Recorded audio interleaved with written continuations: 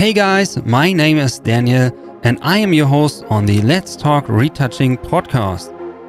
Follow along when we talk with industry professionals about all things post-production and retouching.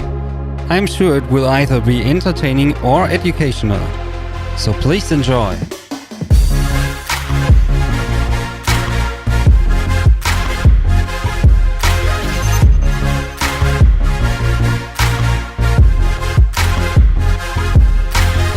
Let's get started with the AURORA Retouch podcast. And today's episode, I have a guest, a friend of mine, who's also a retoucher. His name is Kai. Hello, Kai, and welcome on the show. Hi, thanks for having me. For this episode, I want to introduce a little bit of a new format to the show, and we will begin with a little overview of getting a perspective on what Kai is doing. And I would like to have Kai give us a quick overview of what he is doing. And then later on, we will dive a little bit deeper in all the topics we just mentioned. So let's do this. Yes, as you said, I'm a retoucher. I'm currently doing this full time. I niched down to mainly doing beauty and portrait retouching. I also do fashion from time to time, but usually I share fashion with another retoucher and we're working together. So, okay, that's a very brief and quick overview. To get started again, you're a full-time retoucher and I want to get into a little bit of what retouching is about, and then maybe you can start with telling us a little bit about how you got into the field of retouching in the first place. And yeah, then I have a few questions more to where we can take things. Yeah, so let's start with how you actually got into retouching, because I think for most people it's interesting to see how people got where they are, and especially because there's not one path to follow and there's not an education you can take to become a retoucher. So maybe you can get into this first. Yeah, of course. It's kind of a long story. A couple of years ago, I think it's 5 years ago, I basically did nothing with my life. I was gaming all day long and I wanted to change that. So I bought a camera and actually wanted to film with it. So I was totally into filming, and YouTube Devin Supertramp was a big inspiration, and I wanted to do the same thing. And after a while, I realized that you need people who do the same thing with the same passion to create stuff. And I didn't know anyone who also is into the creative field. So I started doing photography because I could do this on my own, just run around and shoot everything from the flower to the pretty girl from the neighborhood. Then I dived deeper into photography and learned more about it. I was curious about people photography, and pretty soon I realized I wanted to work in the beauty and fashion industry. So I started shooting models, started with hobby models who thought they were models and I thought they were models. A bit later down the road, I reached out to model agencies, got their models, and at some point I realized I am a bad photographer. There probably were worse photographers, but I would have never reached the level of being able to work where I wanted to work. Right. I think that often happens. And it was the same for me. And I just recently in the episode, I introduced myself. It was a little bit the same experience. So you pick up a camera and you start shooting, and then you notice, okay, you kind of making progress, but you still rely on maybe Photoshop or to fix things or trying to get better, and you're still not, you have this picture in your head where you want to end up with, and you're not getting there. So I think some people just give up at that point and keep doing what they're always doing, and other people, they change things. So how was it for you? So have you changed from there on? Well, it took me 2 shoots to realize I suck at what I do. But I was already doing retouching on the side, so I already did a couple of collaborations. And when I finally realized that photography isn't quite for me, then I just put away the camera and didn't pick it up ever since. I started to completely focus on retouching, on learning more, on doing editorials and collaborations, getting clients, and I've never looked back to photography. Okay. It felt like a relief to stop doing photography because now I could focus 100% on doing retouching, getting better there, and I am far closer to my goal than I would have been in photography. Yeah, and it makes a lot of sense. If you feel like having found your passion and putting all your effort in it, then you're growing and getting better on a much quicker rate than trying to spread all your efforts into different things and not getting better in any of them. Yes, I'm also a big fan of niching down. I mean, you can't really learn multiple things, get great at it. You need to focus on one thing and master it. Otherwise, you're jack of all trades and master of none. And who wants that? Yeah, obviously, most people want to be successful at something. But I also think most people don't dedicate themselves in the way they could. Also, finding the things they are good in. Because we're not all equal, and we have maybe just in all the effort in the thing that doesn't make us successful. So sometimes it's just a good idea to take a step back and think about what you might be able to change in your life and where you might take things. So it's all like a journey. And yeah, I mean, it's a complicated thing if you're kind of stuck, and it gets easier when you find the confidence in knowing that you are on the right track. So, okay, you eventually got into retouching and found your passion, and I know you like doing what you're doing and getting better every day and looking for bigger and bigger clients. So you briefly mentioned it before, but which is your favorite field of retouching to work in? Yes, it's beauty. Beauty and portraits. I like close-ups, I like details. I enjoy detail work a lot, and I have a feeling that I just have a natural feel of what looks good.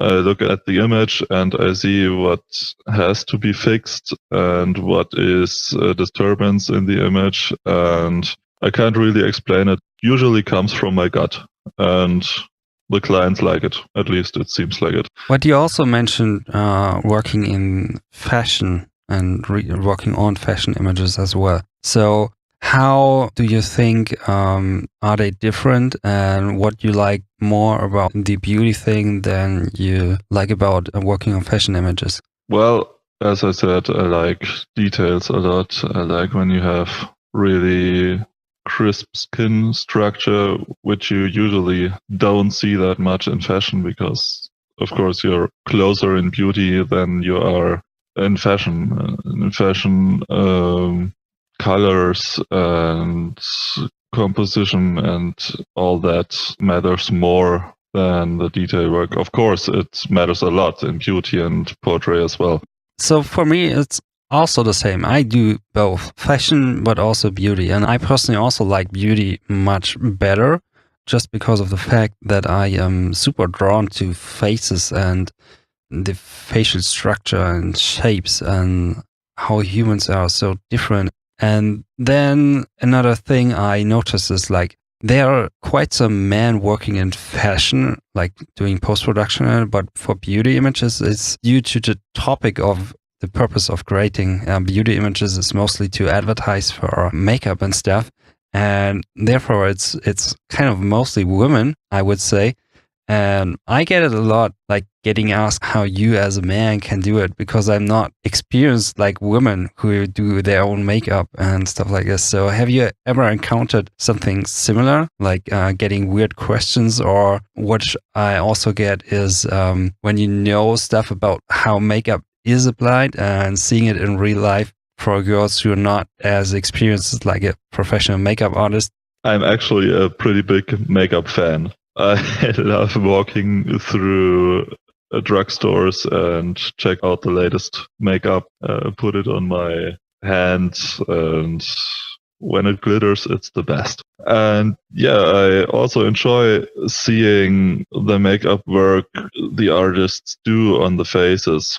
And also, my girlfriend is a photographer, and whenever she has a makeup artist there, I usually look what they are doing so I can learn from it, because you can learn from everything and apply it to your profession. Yeah, it makes a lot of sense. And you're obviously being interested in the topic itself helps you grow and also stay up to date with the current trends, which is important. Because as a retoucher, we have to know why something was applied the way it was, because otherwise we might maybe fix something that was not supposed to be fixed, or other scenarios I could imagine.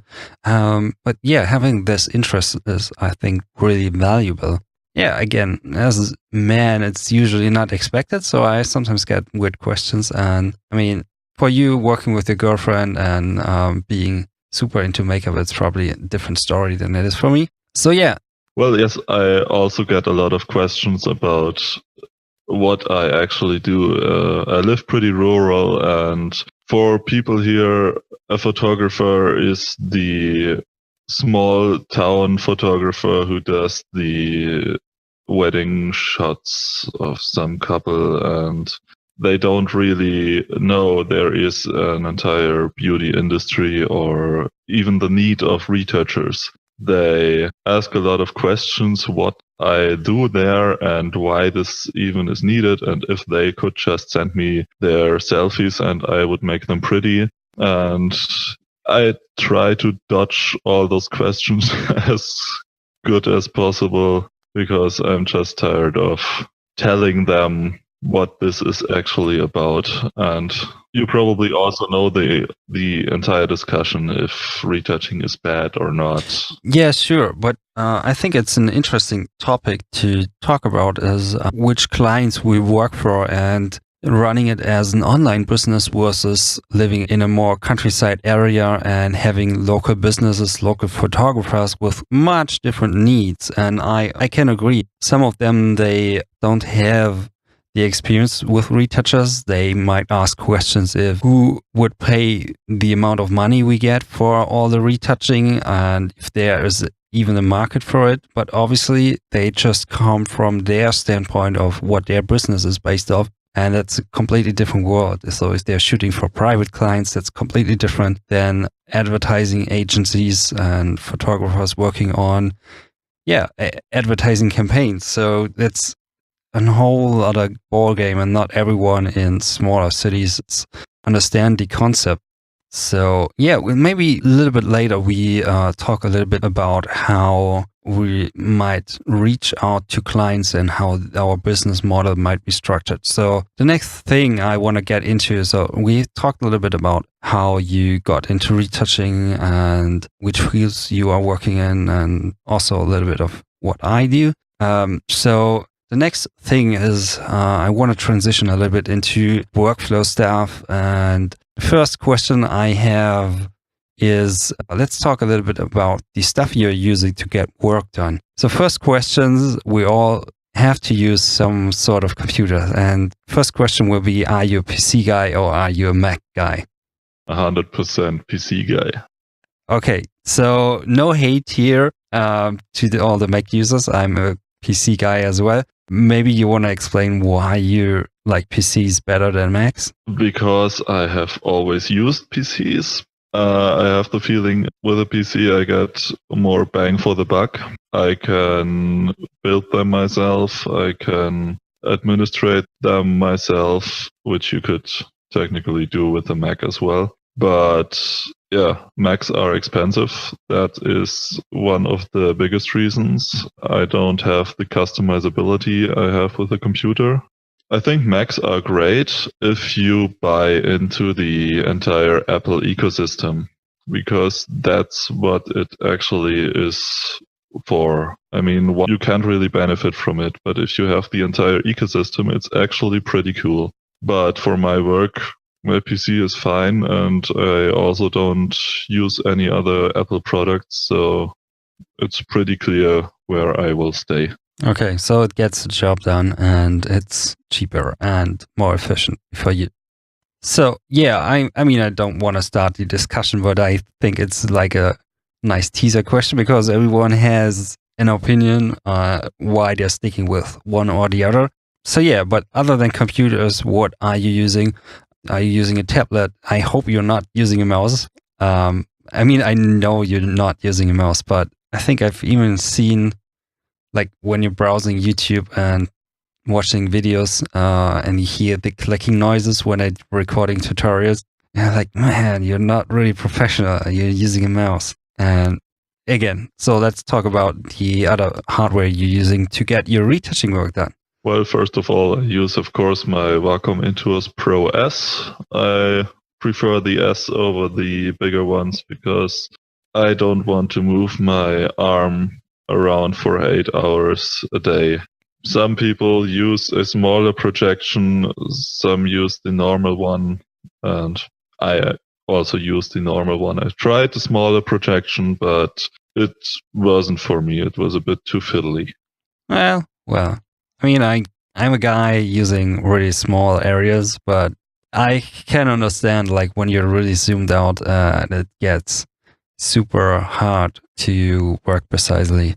But yeah, a small Wacom tablet is also what I always recommend for retouching, because I think it's much different, the approach and the type of hand movements we are doing compared to people who are drawing or digital painting. And that's why I tend to recommend like a smaller version. It also keeps your desk a little bit cleaner and nicer and more ergonomic. So yeah, I think it sounded like, yeah, like you see it the same. It's more efficient and you don't have to lift your arms as much as you would have with a bigger tablet. I just wish it had more buttons. But unfortunately, the small one only has 6. And, well, I would just need a couple of more buttons above the rocker ring, because the 3 buttons below I normally don't use, but I could use some more above. Okay, so you are using a PC, probably using Windows, and your tablet. Have you any other accessories you rely on? Let's talk about maybe monitors, because color, what we're seeing, and calibration is a big part of our work usually. So what are you using there? I use an ice screen.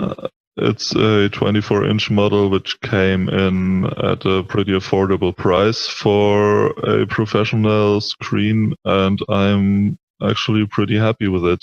I also prefer 24-inch over 27-inch because it doesn't really matter at all if you are zoomed out or even zoomed in, because the actual image size doesn't really change. You just have further to go with your cursor if you have a larger screen, which I don't really see the benefit of. Well, yeah, I think the only advantage is, except from your image, you can have more stuff open at the same time. But the other thing is, if you really need it while retouching. So I have some stuff open for myself that I sometimes just take a glance and that's it. So otherwise it's just comfort to not have to click anywhere to open it up. But I could also work on a smaller, like when I'm working on the Cintiq, it's much smaller. But yeah, as you can zoom in and out, it becomes kind of irrelevant to a certain degree of how large your monitor is. So it's not like doing video editing where you benefit from having these super wide monitors. So I think you're good as long as you're investing in a quality monitor that can display all the colors and is accurate and you can calibrate it. I would say that's much more important than the size of the monitor. Another really important thing is the color uniformity and light uniformity, which is also better the smaller the screen is. They're usually using edge lighting in some sort, and yeah, therefore they might have areas in the corners that are not illuminated properly, or in the middle of the screen they're not the same as at the edges and stuff like this. I've seen that as well. So okay, that's the monitor you're using an ISO 24-inch, using a computer, running it on Windows. For calibration, is the ISO a model that has the calibrator built in, or do you have an external one? I have an X-Rite i1 in use because my ISO doesn't have an integrated calibration device. And as far as I know, they are only for proofing, aren't they? You can basically use their software as you're using the X-Rite software to automate the process. So what it can do is you can tell the ISO monitors to calibrate themselves. So maybe every week, overnight, and it just, as long as it has power, it pops out and does the calibration for you on an automated basis. So you can basically forget it. But on the other hand, it's when it's built in and it doesn't work properly anymore, you have to invest in an external one or get a new monitor. So that's the downside of having a calibrator built in. And as for calibration, what are your calibration targets usually? What are your preferred settings for calibrating? Yes, I'm pretty far off from everyone else as far as I found out. First of all, I'm sitting in a controlled environment. All my light bulbs are 5000 Kelvin and no light from outside leads in. So I also calibrate my screen to 5000 Kelvin, and I have it pretty low lit. I think I'm at 80 candela. Mm-hmm. It makes sense. So I have written articles about color calibration or monitor calibration, and I tend to also take in account, well, like when I am working on my desk, how the light that is on might influence my color vision. So I'm usually a little bit warmer than 65D. And for you, having all your lights at 50D makes sense to also calibrate to that white point, and depending on how bright they are. So if you can dim them down, obviously not going to need like a 120 candela brightness. So, I mean, we have standards, and obviously when you are using a software and just applying something, it does the job if you don't know what you're doing, but it's not necessarily the ideal setting for you maybe. I also like working with really dim lights around me just to minimize the effect of how it might influence how I see what's going on my monitor. And therefore, I also put the brightness way down. I think also like 80 or 90, something around that, which usually is fine when you have a good monitor. And it's also better for your eyes. Yeah, the thing how I like to explain is the brighter your environment, the brighter your monitor should be. But if your monitor is bright and your environment is dark, it's getting really tiring for your eyes over time. Yeah, because obviously you don't have any light around, and the only light you're getting is blasting right into your eyes. It isn't really a comfortable thing to be around with.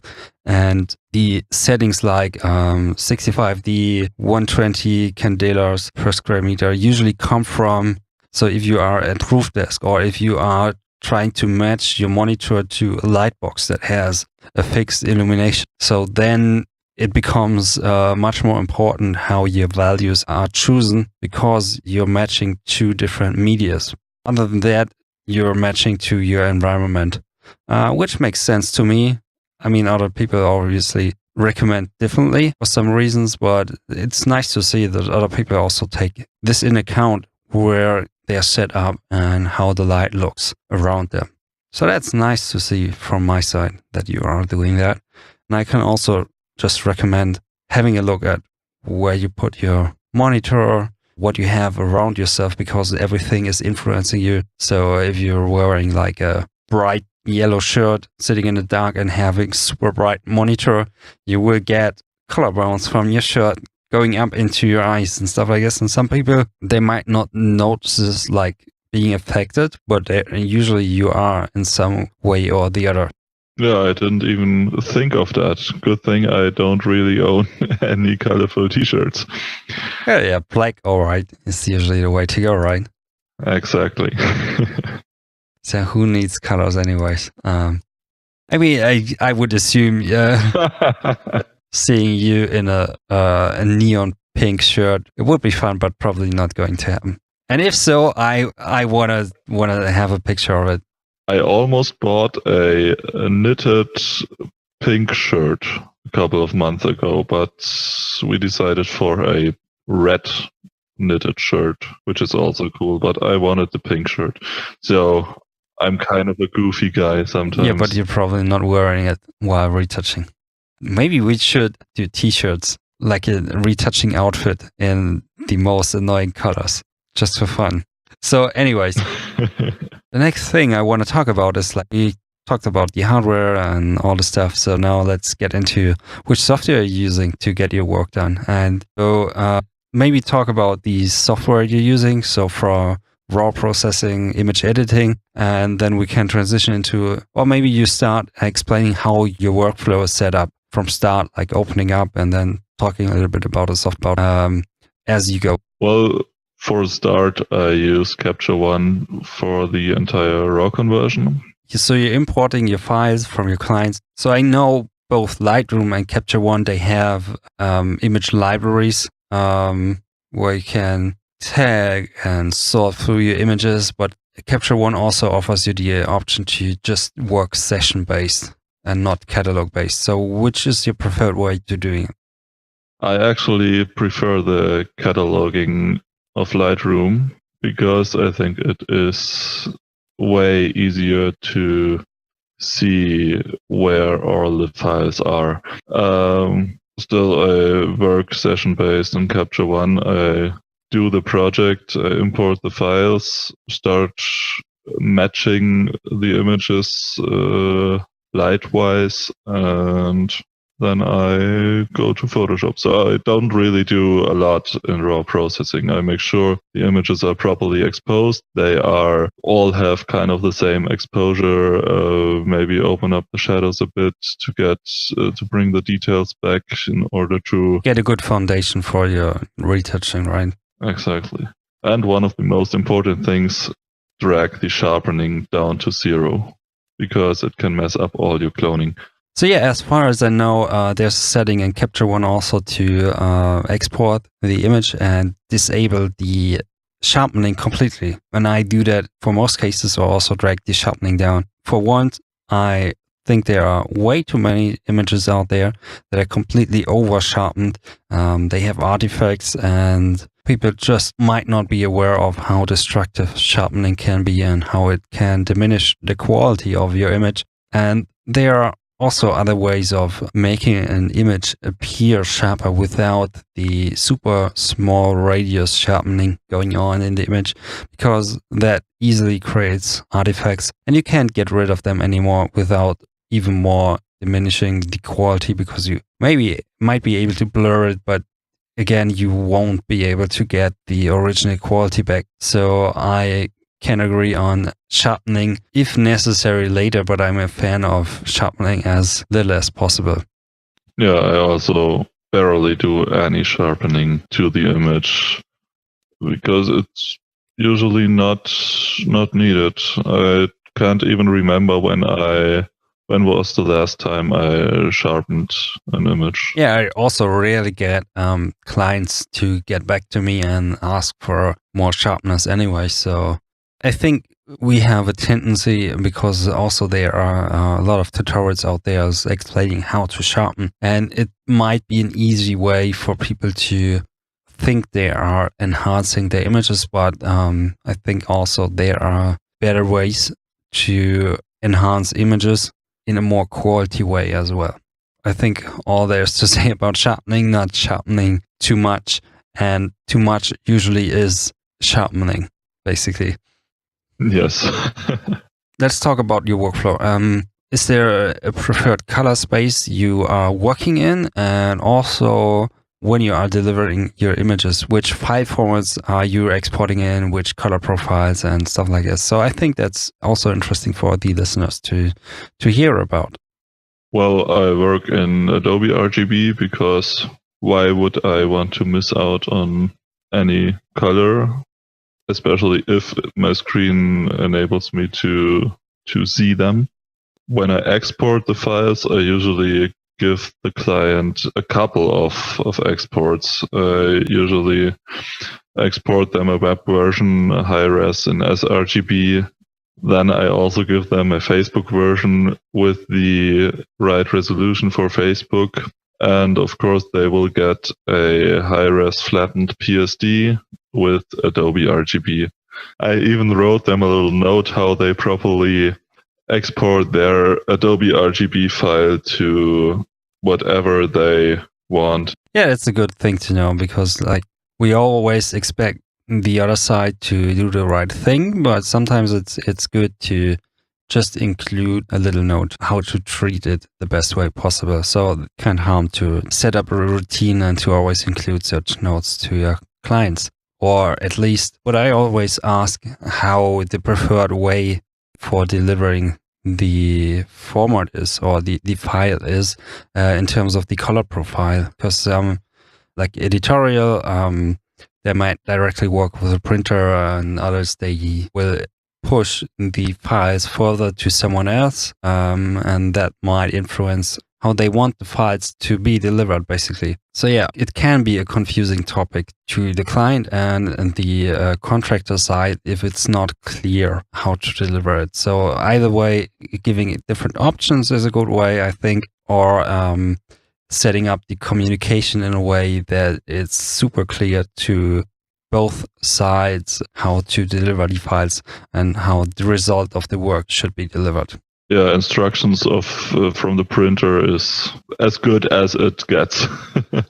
But it's not always the case that you have clear instructions. And I don't know if you're talking to an art director or creative director or whatever, they usually have other things in their mind than color profiles and stuff. They might not even know what all that is about. Okay, enough of color talks, because like we know color is not important, right? Well, it is, but back to retouching. As we went over what gear you are using, to sum this up, you are working on a computer using Windows, using Capture One for raw processing mostly, then Photoshop. You are working in Adobe RGB because you have this fancy ISO monitor, which also is capable of displaying, I guess, 98% at least of Adobe RGB. And then you're exporting in different formats for your clients. But what I want to get into is to get away from the hardware stuff. Can you give us one thing that has changed, not your life, but how you approach things, and was one of the bigger influences of yours, and which you would have wished to know earlier on in your retouching career? Zooming out. Zooming out literally changed the way I work. It changed how my images end up. They look a lot better. I save a lot of work, save a lot of time. So zooming out, I mean, I know what you mean, but there are probably some people who don't understand how zooming out can make such a difference. So you told about like it's saving work, but can you just reference as what happens when you're zooming out of the image and what changes for you? What have you done differently? Like what actually is the stuff that saves you time doing that? Well, usually when people come from frequency separation and band stop and filters like that, they are super happy that they now know about dodge and burn, which is super cool and the best way to retouch skin. Well, it is. Well, and when they start doing dodge and burn, they are all they go all in. They zoom in and start retouching every pore with dodge and burn, even everything out, and are super happy with it. But if you look at the image as a whole, you see all the big blotches, the weird shadows, and it doesn't really look good. To them, it looks good because they lack the experience and the trained eye to really see the problem, and they think they did everything right, and so did I. But then I was taught to just zoom out and zoom out a bit more to get the bigger picture. And when I do that, I usually zoom out so far that the image is just a little like a stamp size. Yeah, right.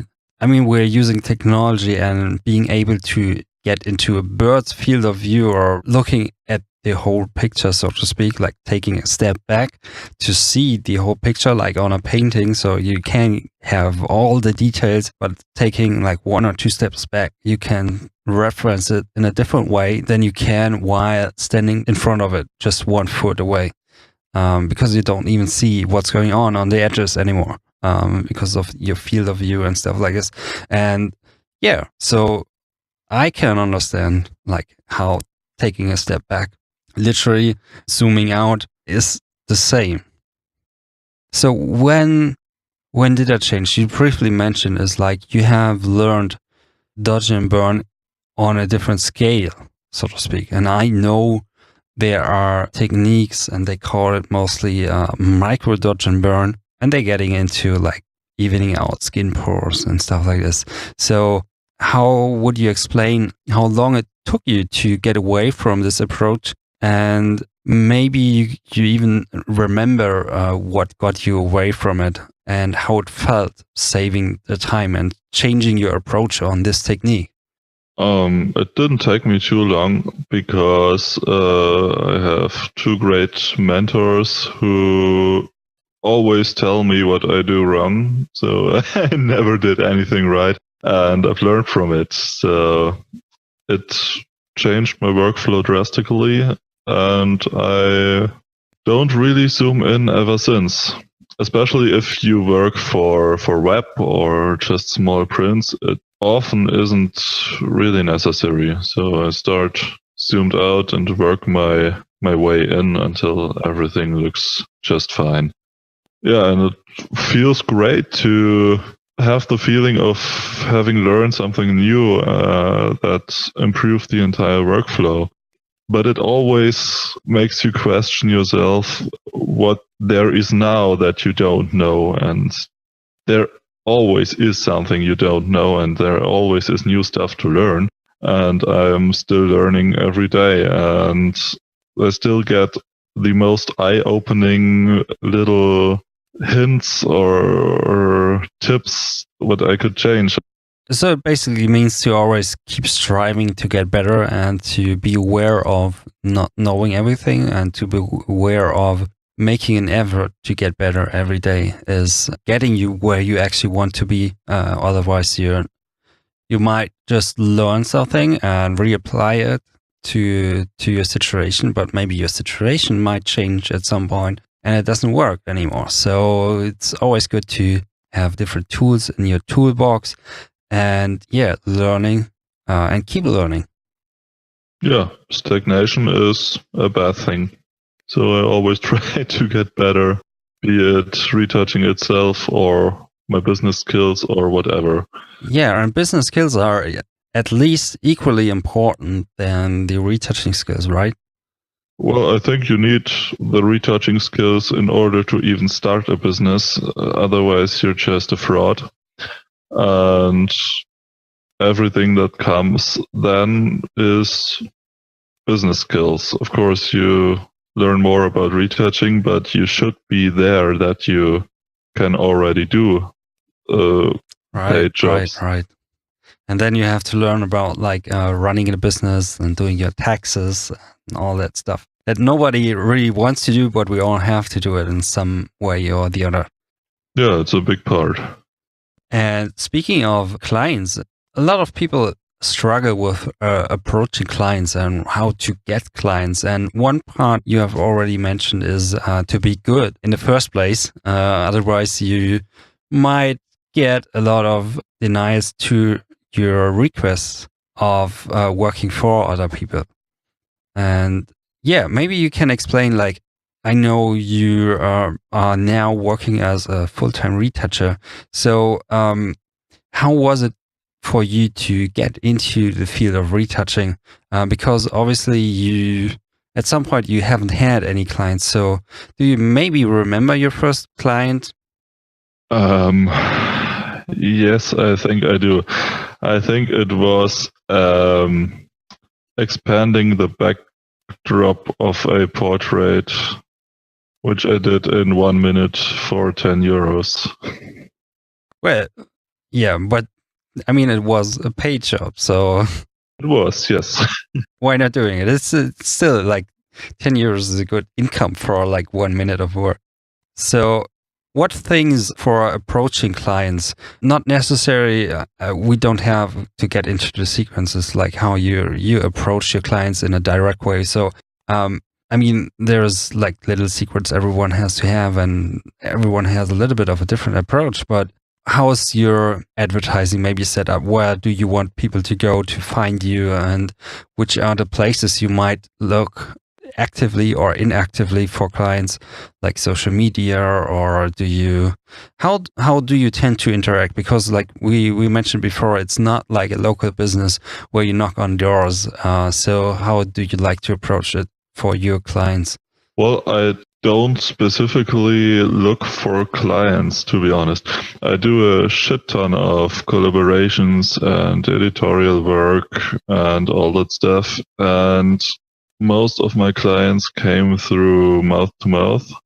And I just look for great photographers to collaborate with. And if they like my work, they will eventually hire me for their jobs, because they, of course, also have a lot of work to do, and they need a retoucher. They frequently work with retouchers, or they haven't yet, but they are starting out. So it's kind of an investment in a future business relationship. And it's a good advice I also can give is like, as a retoucher, you need a portfolio for your credibility and to showcase what you're capable of doing and the quality you can deliver. And it also might pay off putting in the effort to collaborations, or to get to do free work, basically, for getting the images to showcase what you're doing. So yeah, a lot of people, they just instantly want to get into like, how can I get paid clients and stuff like this. And maybe you should look for people and do free work and build your portfolio and stuff like this. So you're also, even as a full-time retoucher, recommending like going that route of doing free work, building your portfolio and making connections on the way, instead of just cold calling and stuff like this. So from a business point, I also see is like, you're not cold calling and asking like, hey, can you give me work? So you're more like, hey, I have something to offer to your business. And at some point they see the value then in it and might consider paying you for it, or hiring you for an upcoming project because they like working with you, who you are, and stuff like this. Do you see it the same way, or do you have people asking you as well how you get into retouching and the client work? So maybe to sum up, what are your recommendations for starting people who want to get into retouching? How could they approach the situation? What are your specific recommendations?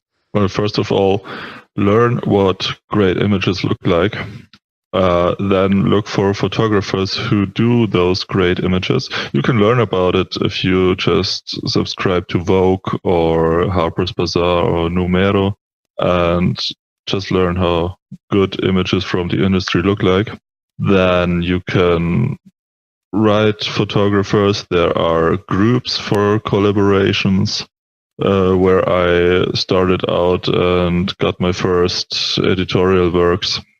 And I also look for photographers who shot cool editorials in magazines. There are websites like models.com where you can only find really good photographers and really good people from the industry because they have a certain level required to even list you. So it's given that the quality is high. And from there, I also send out cold emails to suggest a collaboration, and sometimes they get back to me and sometimes they don't. So that's how I reach out to people and get connections. Okay, so we've talked about so many things in this episode, and before we end this episode, where can people find your work? You can find my work at aurora-retouch.com and on Instagram. I think the handle is the same. Okay, so these are your preferred ways to showcase your work as well. It just popped up your website and you have a lot of beauty images, some commercial work that is nice, and some portraits. Mostly like also the beauty images you're doing, and it showcases your passion for the field of beauty as well. Yeah, it's a nice portfolio overall, I would say. And I want to say thank you for making the time and talking to me and agreeing on recording this episode. And I think there's a lot of value for people in there. And yeah, thanks again for making the time and talking about all the stuff and little secrets you have going on in your life. Maybe you can give us an inspirational source of yours to end this episode, where you like to go to look at quality stuff or whatever might be an inspiration for you. Well, as I said, I have a monthly subscription to the Vogue magazine. I also love photo books. Especially Vogue has some pretty cool photo books of the last 100 years of Vogue. So again, thank you, Kai, for making the time and talking to us. It was a really pleasant talk, and I really appreciate having you on the show.